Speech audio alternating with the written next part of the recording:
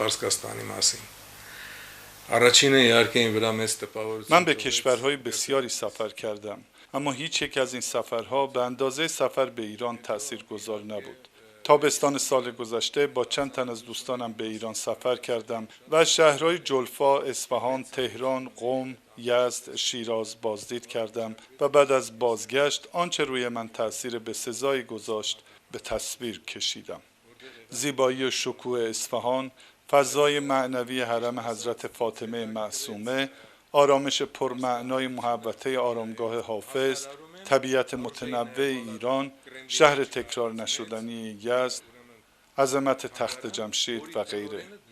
در این سفر من با فرهنگ و تمدن غنی ایران از نزدیک آشنا شدم.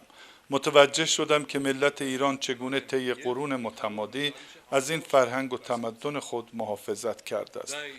در این حال یکی دیگر از موضوعاتی که تحسین ما را برانگیخت احترام عمیق ملت ایران به بزرگان و ادیبان خود است. اینکه در ایران چگونه مردم عادی به سعدی، حافظ و دیگر بزرگان احترام می‌گذارند و اشعار و غزلیات آنها را از حفظ می‌خوانند. احترام عمیق به ادیان در ایران از دیگر مواردی است که برای من بسیار شگفت‌انگیز بود. مخصوصاً زمانی که از کلیساهای این کشور بازدید کردم، این موضوع را کاملاً حس کردم.